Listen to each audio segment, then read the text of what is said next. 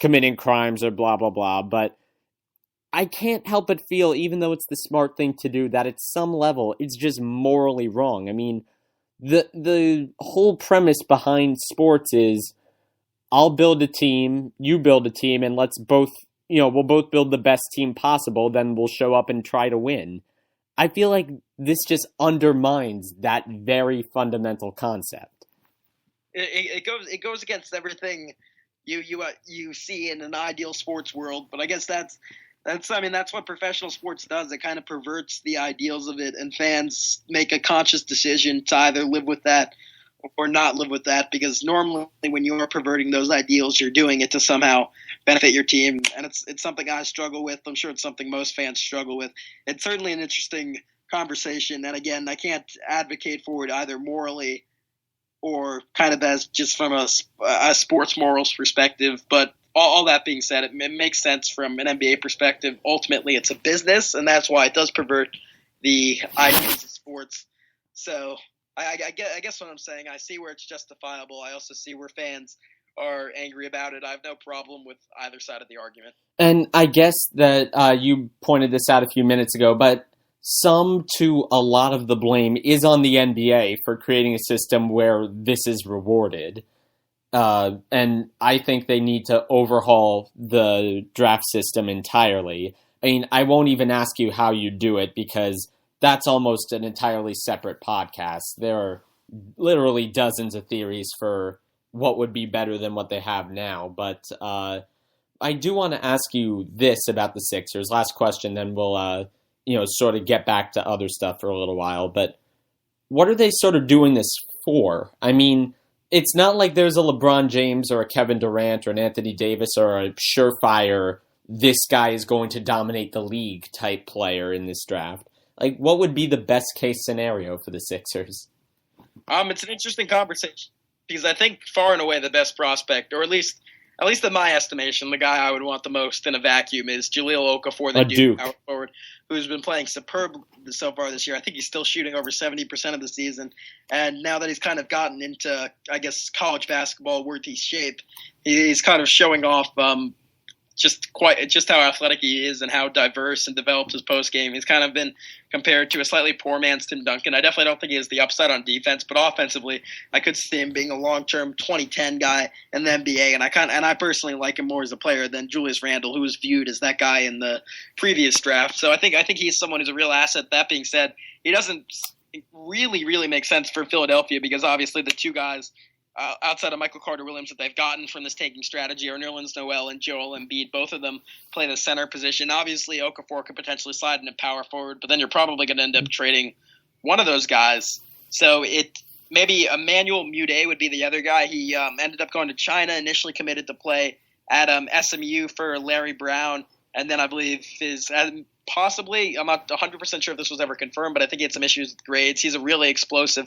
potentially dominant guard. He'd either make an interesting backcourt with Michael Carter-Williams, or you keep hearing that Philadelphia, even though at least to the naked eye and with raw stats, Carter-Williams looks like a future star, but for whatever reason, the 76ers don't seem to like him that much, so maybe they trade him and build around him long term. I think their general idea, and I think this is, I certainly agree with this, is just accumulate as many assets as possible. There was a reason they had like 7 second-round picks, and one of them in KJ McDaniels is really working out. He looks like a future starter for them long term.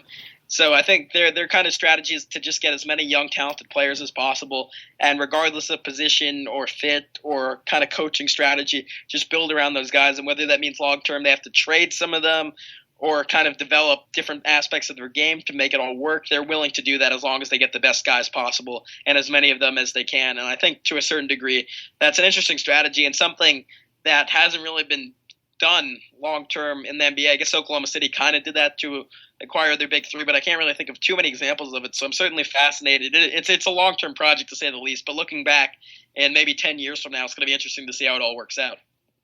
Well, I think it's going to be interesting to say the least. I mean, obviously teams have tanked up to the last half of their season, usually more like the last 10 or 15 games.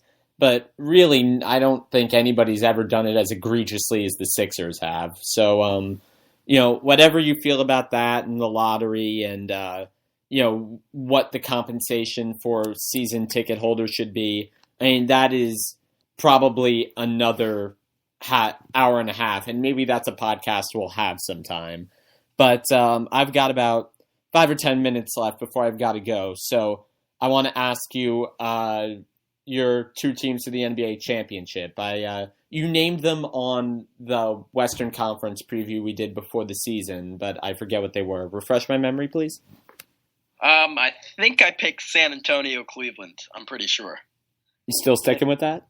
I would wait. I'm already kicking myself in the butt for when the Spurs inevitably make the championship game again. But I'd say Golden State's the favorite out west right now. They're playing so well. I don't know how they hold up playoff time, but this team is legitimately good defensively. They were third in the NBA last year in defensive efficiency. I think they currently lead the league in defensive efficiency, and they've really figured out an offense. And they just won 16 games in a row without David Lee, who still puts up, even if he's not good enough defensively to be an all-star, he still puts up stats worthy of an all-star. So it seems there's so much talent on this roster with guys like Draymond Green emerging and Harrison Barnes, in his own words, finally being used the right way. I don't see any team that has more talent than this, particularly if Klay Thompson keeps up the level of play he's doing and Stephen Curry keeps kind of playing like I'd say either the leading or second leading MVP candidate. I think Golden State's my personal favorite out east. I still think Cleveland's my pick, but just LeBron James, even if he's only playing 5%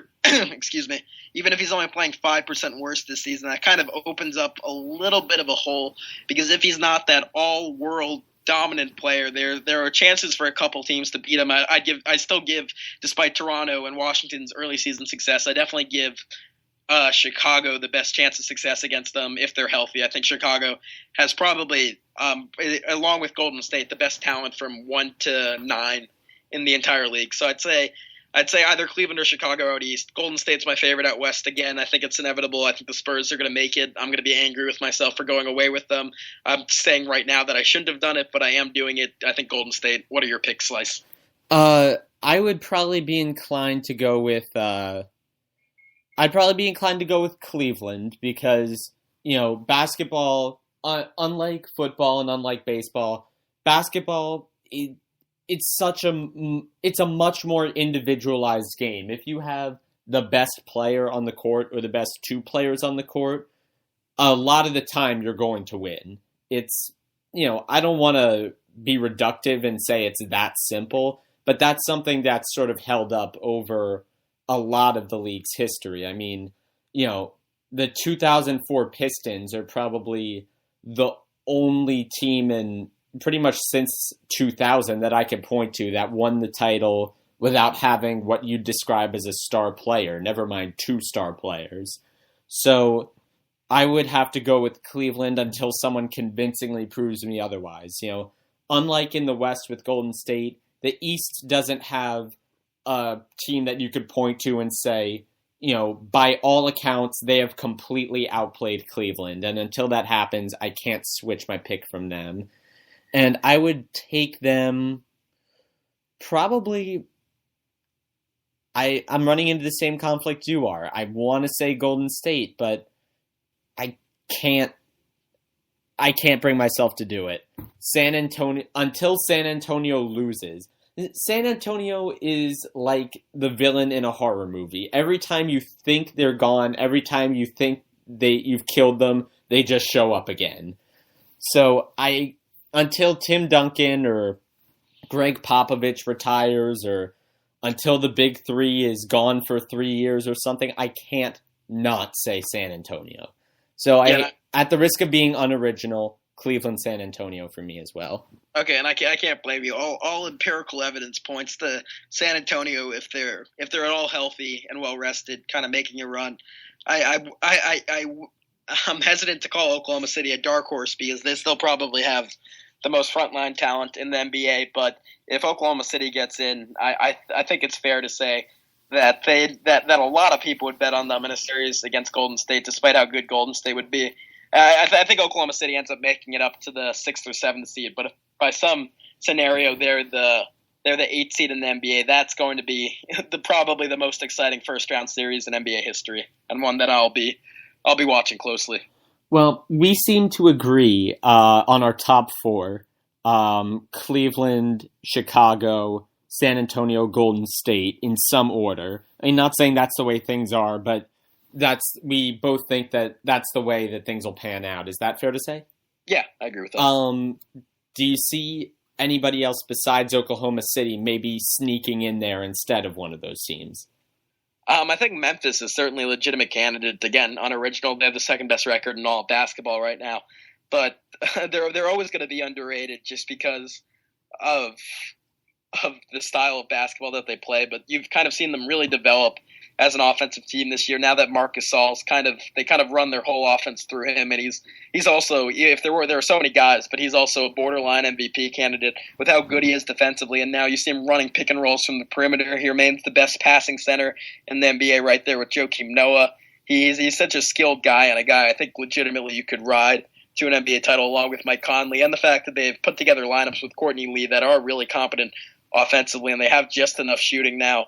I think Memphis is always going to be a threat. Houston, when they get healthy, is a really, really interesting candidate. The fact that they're 18-5 with Dwight Howard missing over half their games, obviously that's something to monitor, but Howard was looking his best in years before he got hurt. I'd say since his 2010 Orlando Magic season. So if Howard's healthy and dominant, Houston could really make a run. And a lot of people forget because Houston kind of flopped against Portland last year and they never ended up beating them. But Houston gave San Antonio a lot of trouble. I'd say more so than maybe any team outside of Oklahoma City in the West last year. So that's potentially a really interesting matchup, and I could see them making a run. The Clippers are playing their best basketball of the year. They're always a threat. The West is ridiculous. Let's just say that any of the 8 teams that get in the West, especially when Oklahoma City gets healthy, could theoretically win it. Portland's playing great basketball right now.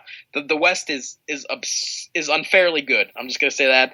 As far as an Eastern Conference team, Toronto 18-6, second highest point differential in basketball. Once they get DeMar DeRozan back, they're a really strong defensive team, one of the top 12 to 14 offensive teams in basketball. I think they could beat Cleveland or Chicago. I don't think they have quite enough to beat both of them. Maybe if they make some kind of deadline move. Atlanta's also really good. I don't think they have quite the talent to do it. It's going to be a fun ride. I think my main takeaway from everything we've seen so far is the Western Conference is absurd. It's unfair. Something should be done that these teams don't have to play each other throughout the playoffs. But the way it currently is, it's going to be a fun show for anyone watching. You know, I hate to say this, and this is probably going to come back to bite me come playoff time. But at this point, could we just play the entire playoffs in the West and then just skip to the Eastern Conference Finals in the East, or at least the second round in the East? Because they're just going to have 3 or 4 sacrificial lambs like they do every year. It's already bumming me out that some very deserving Western teams are going to miss the playoffs. Yeah, I certainly agree with that. Though the way Phoenix has played, I wouldn't describe them as deserving right now. I think the top of the West is so good. You're going to see a bigger, unless the Suns could somehow put it together, and I'm certainly not ruling it out. I think you're going to see a more significant disparity this year between the teams that do get in and the teams that don't, just because the top 8 teams in the West, and I'm putting that's the teams with the top 7 records right now, plus Oklahoma City. I think are so good. I think there's going to be a larger gap between the teams that get in and don't get in. That being said, I do think Phoenix, New Orleans, and possibly Denver and Sacramento are amongst the top 16 teams in the league, and it's kind of a shame that they're not going to get in, but there will be a bigger disparity this year. Well, yeah, I agree with that, and we have to sign off soon, but before we do, I do want to mention my sort of adopted hometown team now that I'm at Marquette, the Milwaukee Bucks. They look a little bit frisky this year. They've got 3 of the top 50 players under 25, Giannis, Brandon Knight, Jabari Parker. They're definitely not quite there yet. There's still some kinks that need to be worked out defensively, still a few spacing issues, but I think in a year and a half, 2 years, they could turn into a legitimate contender if they play their cards right. Do you agree with that? No, I certainly do. And they're kind of building the right way now. Under their previous owner, they were just kind of, because he was an older guy, they were just kind of trying to make the playoffs every single year. And now they have a more long-term perspective in with Jason Kidd as coach and obviously new ownership. They're building for the future, and they've done it exactly the right way. They kind of stumbled onto the Greek Freak. Again, another last name that I'm not going to Giannis Antetokounmpo. There we go. Yeah. Great effort. Yeah,